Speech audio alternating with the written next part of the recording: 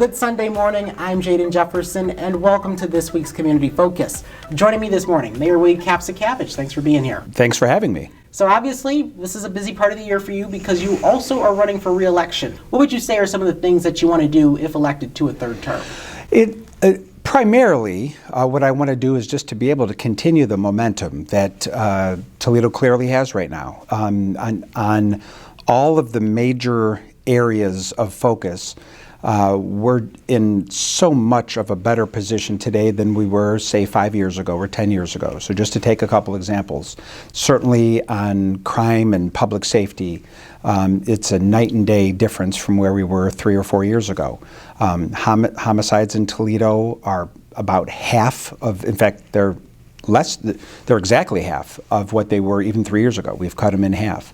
From 2022 to 23, homicides went down by 30%. From 23 to 24, they went down by an additional 18%. And so far this year in 25, they're down an additional 47%. It's not just homicides and shootings and persons being shot and violent crime that is down. Every category that the Toledo Police Department measures is down this year. We're down from where it was last year, even lower than it was 2 years ago, 3 years ago, certainly 4 years ago. So there was absolutely, during the early days of the pandemic, a spike in violence, not just in Toledo, but all across the country. But boy, since then, we've really made some tremendous strides, and so I want to see that continue. I mean, when your homicides go down 30% year over year, and then 18% on top of that, and then 47% on top of that, it shows that you're making some real progress. So that's one area. Economic development, we continue to win awards for our economic development. About a month ago, Toledo was named for the 9th time in the last 11 years, top 10 in the country for new business investment by Site Selection magazine. Not top 10 in Ohio or top 10 in the Great Lakes, but top 10 in the entire nation in terms of new business investment. That is a direct indication of the health of our economy and the amount of new jobs and investment that are coming to our community. And so what would you say, which programs that contributed to that? Because the city does have quite a few economic development programs. There's a number of them. I mean, whether it's the Vibrancy Initiative, the White Box Initiative, I think to win an award like that, you start talking about large scale projects. So I can think of converting the old Northtown Mall, which for 10, 15 years was just vacant and abandoned. Now you drive by, Alexis in Detroit, Alexis and Telegraph, you'll see a tier 1 supplier to the auto industry. Mobis is there with 170 high-paying union jobs. That is a massive investment that took a blight and turned it into positive economic activity. I think that's why Toledo wins awards like that. And recently it was Northtown, but a few years before that it was the Southwick Mall. Again, for how many years was Southwick just sitting there doing nothing other than decaying and being a blight to that South Toledo neighborhood off of Reynolds? Now you drive by, there's economic development there in the form of an Amazon. Just over my shoulder here, if you can look down, you'll see what used to be called the Marina Project. Right. If you could remember the Marina Project when they demolished the road to nowhere. The road to nowhere. That's a perfect analogy, because when they demolished the old Toledo Sports Arena, there was nothing there on that side of the river. They actually built a road to try to entice investment, and nothing took place. 15 years of just a failure to deliver. That is what I inherited when I became mayor. As mayor, we have now turned that road to nowhere into the most exciting public attraction in all of Northwest Ohio. The Glass City Metro Park is there now. The ice skating ribbon, you can ice skate during the winter and rollerblade during the summer. You hop across the river to the other side, the Vistula neighborhood, you start to see Toledo Pickle and some of the other amenities. We're doing both sides of the river. It's a 5.6 mile loop from bridge to bridge. We went from a literal road to nowhere to an attraction that in just the 2 years since it's been opened has seen home ownership in the adjacent Garfield neighborhood, which is the neighborhood that wraps around Wade High School. Home ownership there has doubled in the 2 years since that park was opened. So that, I think it's those larger scale projects, in addition to the small business friendly White Box Initiative and Vibrancy Initiative, but to win an award like we won from Site Selection magazine, 9 out of the last 11 years, top 10 in the nation for new business investment. I think you start talking about bigger projects like that. So public safety, we want to continue the momentum. Economic development, we want to continue the momentum. Anyone who has heard me talk over the years knows how passionate I am about roads and fixing our roads. But when I talk about the improvements we've made on road resurfacing, I'm talking about residential roads in the neighborhoods. There's always this division between, well, you do too much downtown, what are you doing in the neighborhoods? One of the things we're doing in the neighborhoods better than literally any mayor in the history of the city is fixing residential roads. So I became mayor in 2018. 2 years before I became mayor, 2016, the city of Toledo resurfaced 0 roads. 0, not one road. 0 roads were resurfaced in the entire city 2 years before I became mayor. Now, beginning in 2020, we resurface 115 to 120 roads per year, every year. There's a lot more to go. We have a lot more roads to do. I want to continue to build upon that progress. And our budget also, I think, is an area where we're making some real progress. Last year, as we do every year, we met with Standard & Poor and Moody's. These are the financial institutions that give cities their bond rating, which determines how much money the taxpayers have to pay when they repay the debt on a big project like fixing the water plant, for instance. It's very hard to get an upgrade in your bond rating. It's also hard to be downgraded, but it is an indication of what the experts think of the financial health of your community. Well, last year, for the first time in 14 years, the city of Toledo received an increase, an improvement in its bond rating. That's a signal that these people who do this for a living, who professionally review budgets, these CPAs have looked at what we're doing in Toledo and said, you know what, they're on the right track. And what it's going to do is save tens of millions of dollars of interest payments that Toledoans have to make. So, look, those are just 4 areas where I think we are showing some real progress and we have some real momentum that in my last term, I want to continue that momentum.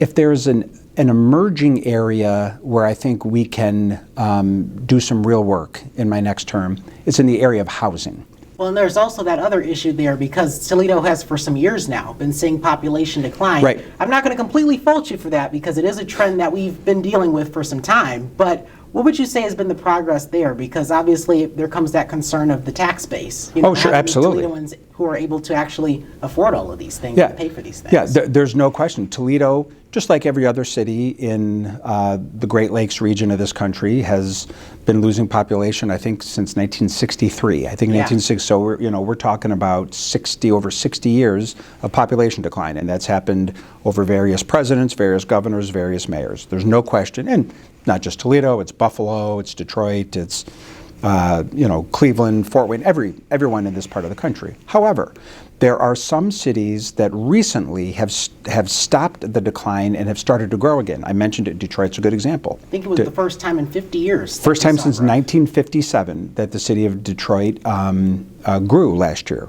Buffalo is starting to grow again. If those cities can do it, we can do it. And I think Toledo is ready to grow again. What we need is more housing. There is a demand for people to live in Toledo. It's not a wish, it's a demand. We did a comprehensive housing study in 2021 that showed that right now there is a demand for 20,000 additional units of housing in the city of Toledo. That's not, oh, I wish there were 20,000 more people here. That is what the market right now is producing in terms of demand. The problem is we don't have the supply. We would have 20,000 more people in our city today if we had the housing supply for them to live. So what we need is all kinds of housing and more of it. So we need more market rate, but we also need more affordable housing. We need more workforce housing. We need all of it. And so we have started to make some progress there in terms of new market rate units that have come on the market over at near Toledo Hospital, the Colony Lofts project. That's top of the line market rate housing that is coming online right now.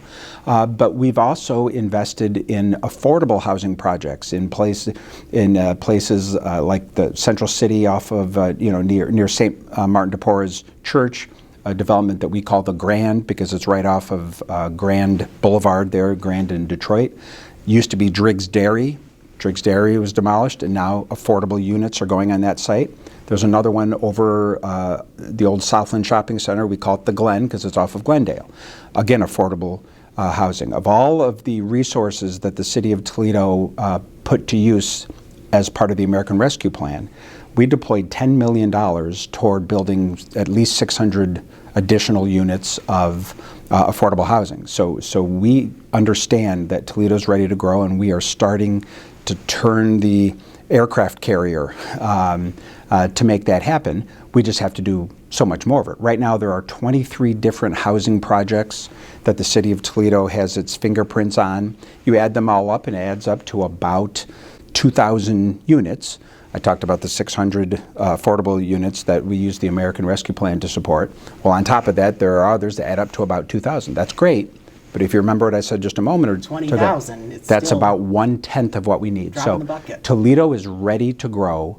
We need more housing and all kinds of it. So I think in addition to building on the progress that we're seeing in economic development and road repair, infrastructure improvements, the park improvements we've made, the economic development awards we're winning, we want to build on that.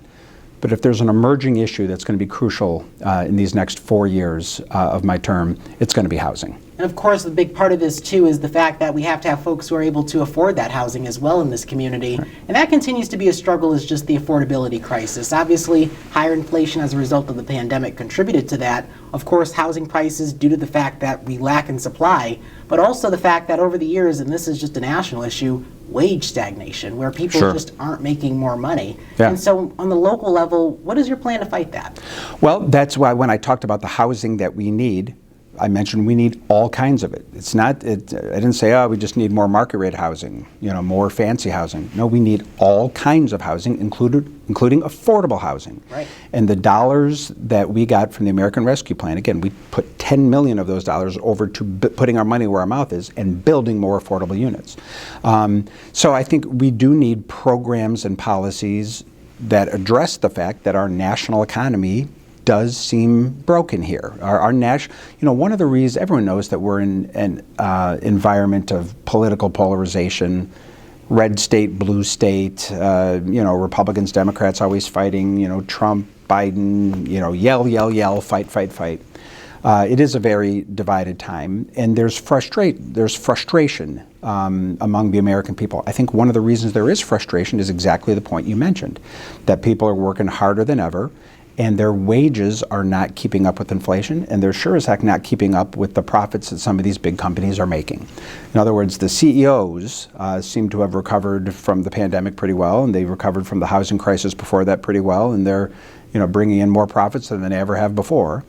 But it's the average blue-collar worker, in a town like Toledo, which I sometimes refer to as, a shot and a beer in a bowling alley kind of town. They are not keeping up with the level of wealth polarization that we've seen in this country, and that can foster a resentment that is folded into a lot of the national politics we see. I think for 100 years people will be writing books about Trump and the Trump era and what it means and how it happened, because it is so outside the box in a lot of ways. But at the core, I think it is driven by a resentment that people, including a lot of people in this part of the country, for sure, they feel left behind. They feel, the factory that they used to, work at, all of a sudden closed up and moved to Mexico or moved to Indonesia or China or somewhere. And that resentment is real and feeds into the politics of the moment. So one of the reasons I enjoy local government as much as I do is because it generally is nonpartisan. It's nonpartisan. That's right. It's not, sure, I have my political beliefs and members of city council have their political beliefs, but it so rarely enters into the decisions we make. Fundamentally, there's no Republican Party way to fill a pothole. There's no Democratic Party way to plow snow. The job of local government is to identify problems and try to solve them. And that gives me hope that even as our national politics teeter on the edge of chaos at times, that locally, there's some signs that, that we are getting the job done. More work to do, but that's the strength I take from it. And you mentioned that obviously the city has put a lot of money towards residential road reconstruction. Some cases it's also just resurfacing, but obviously that money's starting to get into neighborhoods, and that shows that investment's being made there. But there's also the fact too that there has to be that economy that supports that. Toledo has a great local business economy, that's pretty strong. But one thing folks will criticize is maybe the corporation presence, because obviously Fortune 500s are a big deal to have. Toledo's kind of seeing them come and go. We still have some. What would you say is the way to attract that kind of growth into the city? We need to make our city and our region attractive to the next generation of Toledoans. We want Toledo to be the sort of place that people want to be, not the sort of place that people want to flee. And for 62 years, people have been fleeing. Not just Toledo, but Cleveland and Detroit and Milwaukee and Buffalo and Pittsburgh and every city in the Great Lakes region of the country. That's, as you see, the population has sort of moved from the Midwest and the Northeast to the Sun Belt states, Texas, Arizona, the Carolinas, Florida. It's nothing that anyone sitting in this chair has done or can do. These are national forces to some extent.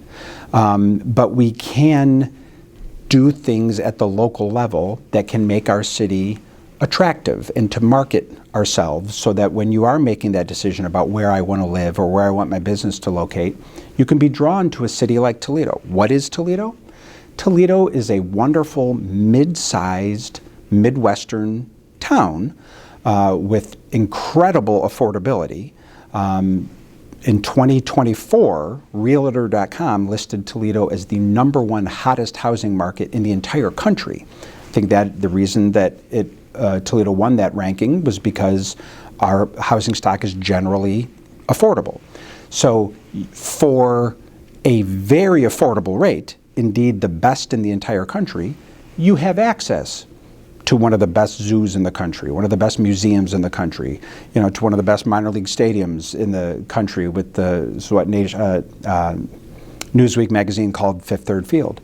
You have access to literally the best park system in the United States. The Metro Parks won the Governor's Award, beating out, I think, Denver and Baton Rouge to be the best park system in the country. So you can live in a community with a great zoo, a great museum, the best parks, some real family-friendly amenities, and you can do it at 1/10 the cost of what it would be to live in Boston, or 1/12 what it would cost you to live, I think, in Chicago, I think 1/11 of what it would cost you to live in LA.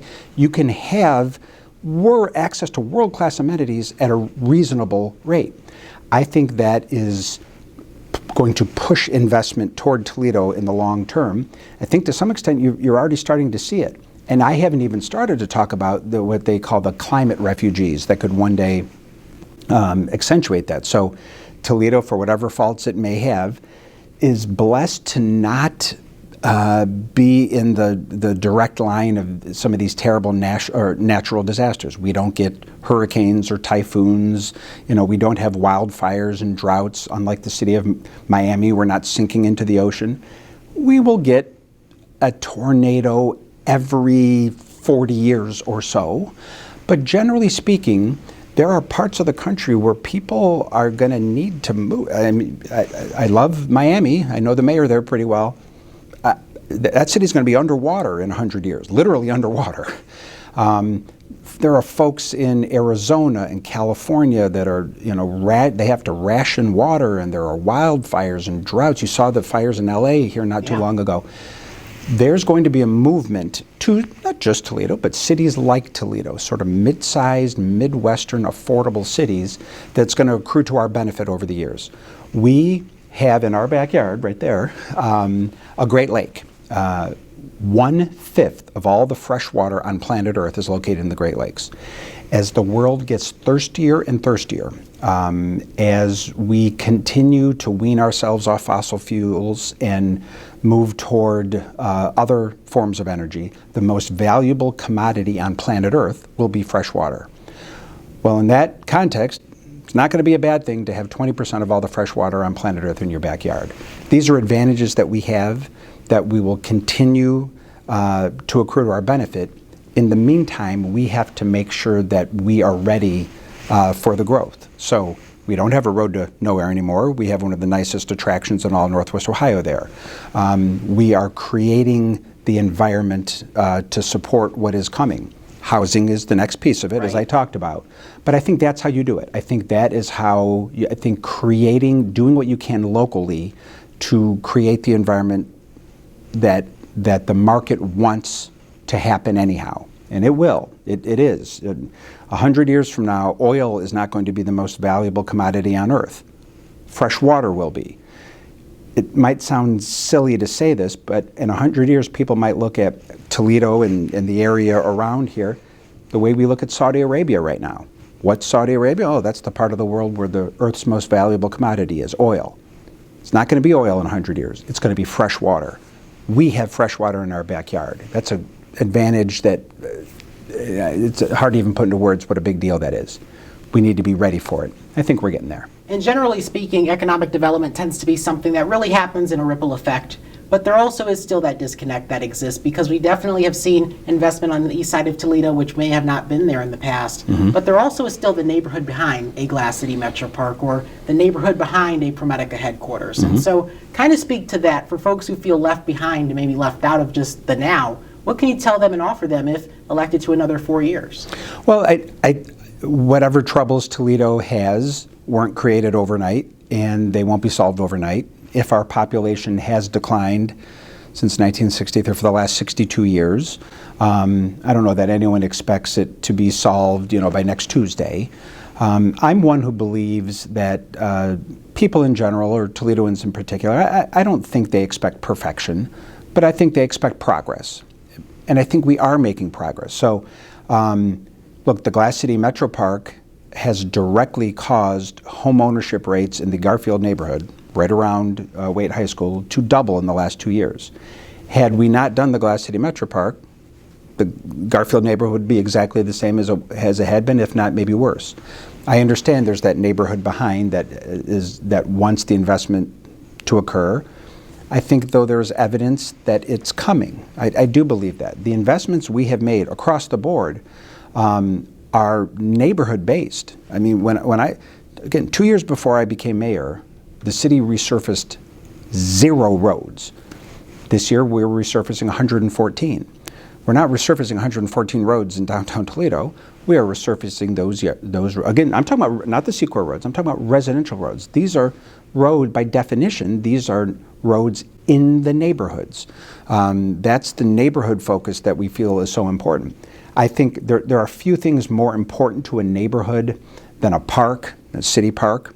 There are about 115, 120 city parks located throughout our city. These are different than the metro parks. A lot of them are smaller, almost pocket postage stamp sized parks. But anyhow, there's an awful lot of them.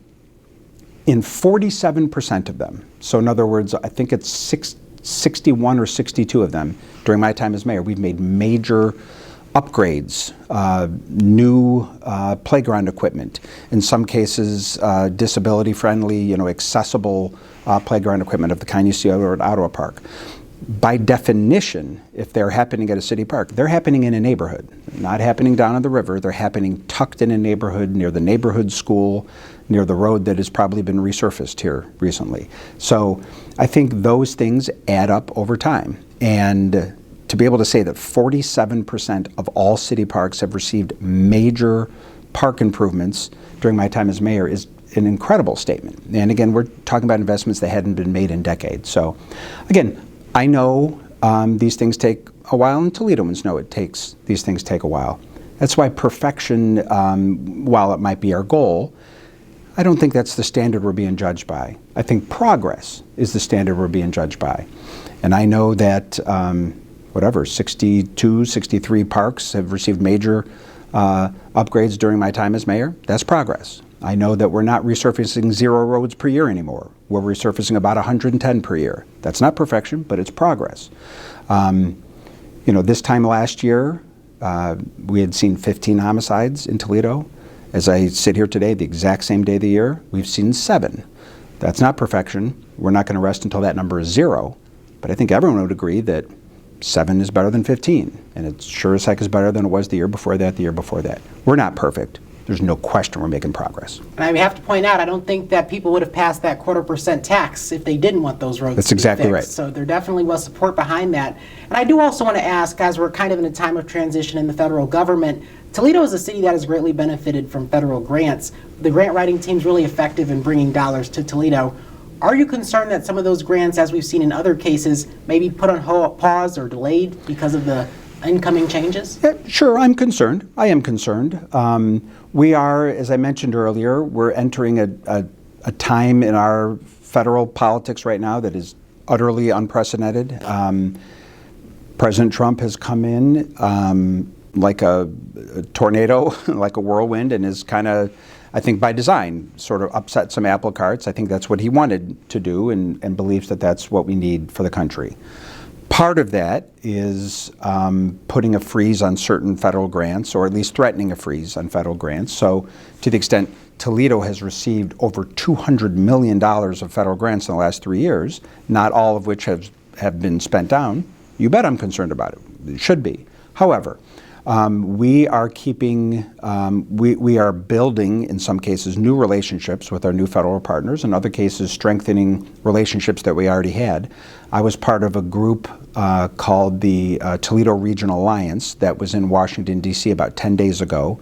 These are 12 organizations from Toledo, everyone from TMACOG to the Port Authority, the Metro Parks, the Library, City of Toledo, Lucas County, et cetera, that went to Washington to sit down with our new federal partners, to sit down. We had 15 different meetings, with the Department of Labor, Department of Commerce, Department of Transportation, both U.S. senators, 2 congressmen. We met with officials at the White House. We went and made our case to our federal partners. And while we talked about what our priorities were, we also listened. We wanted to make sure that we knew what their priorities were as well. So what we heard is that if you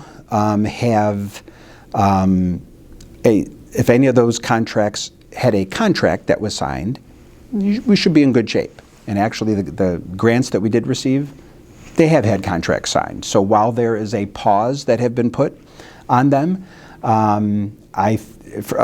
to undertake a period of review. I think after that review, to take them at their word, since we have signed contracts, I think we'll eventually get those resources and then put it to work for the City of Toledo. So whenever there is a change in administration, there's always going to be new faces, maybe some new policies. They are reviewing a lot of the things that had been done in the past.